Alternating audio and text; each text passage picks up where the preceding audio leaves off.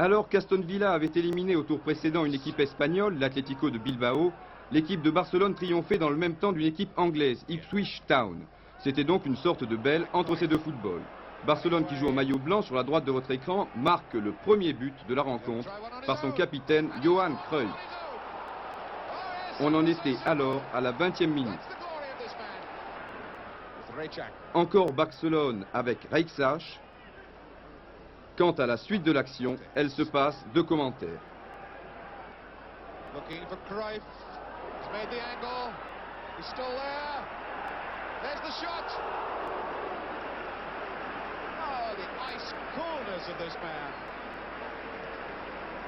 The first shot seemed to be on. Le ralenti nous permet d'apprécier l'amorti et la vitesse du dribble de Johan Cruyff. Oui, vous avez bien compté, il y avait 5 défenseurs anglais. Nous sommes maintenant en seconde mi-temps. Asensi pour Reixach, marqué de près par un défenseur anglais. Reixach, entre deux défenseurs, réussit à centrer, tête de Zuviria et deuxième but pour Barcelone. Il reste seulement 10 minutes de jeu. Johan Cruyff, blessé, laisse son brassard à Asensi et quitte le terrain en traînant la jambe. Et regardez bien, car il faut l'avouer, c'est assez rare sur un terrain de football, 50 000 spectateurs ovationnent le capitaine de l'équipe visiteuse. Johan Cruyff, one of the great footballers of all time, leaving an English football field for the very last time. Sans son stratège, l'équipe catalane est un peu perdue.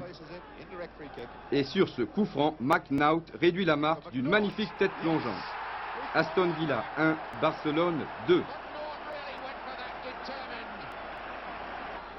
Il reste seulement 3 minutes de jeu, mais 3 minutes pour les Anglais, c'est parfois plus qu'il n'en faut. Et Aston Villa égalise à 1 minute de la fin grâce à son avant-centre Diane. 2 buts partout, c'est presque gagné pour le FC Barcelone. Magdebourg PSV Eindhoven, c'était l'affiche de ces quarts de finale de Coupe de l'UEFA. Les Allemands de l'Est qui jouent en maillot bleu sur la droite attaquent par l'ailier droit Pommerenke. Streich pour Stenbach. Stenbach qui lance Sparwasser sur l'aile droite. Un centre de l'international est-allemand. Tête d'Hoffmann et but de Streich. Magdebourg 1, PSV Eindhoven 0. Pronostic difficile, en tout cas un match retour qui promet. Devant la redoutable équipe de Francfort, la formation des Grasshoppers de Zurich va une nouvelle fois étonner. Ici, un petit festival technique signé Sulzer. Une remarquable ouverture pour Ponte. Centre en retrait de Ponte et but de Bosco. Francfort 0, Grasshoppers 1. C'est le score à la mi-temps. Encore une attaque de l'équipe suisse. Talonnade d'Elsener. Sulzer s'enfonce dans la défense allemande.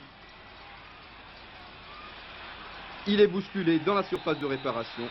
L'arbitre. Au départ de l'action, Grabowski. À l'arrivée, Kraus. Francfort 1, Grasshoppers 2.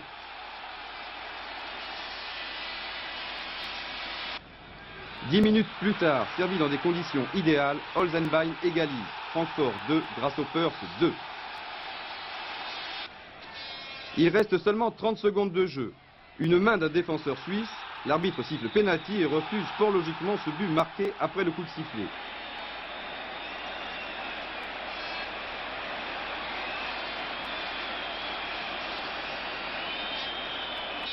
Holzenbein tire le penalty et marque le but de la victoire. Francfort 3, Grasshoppers 2.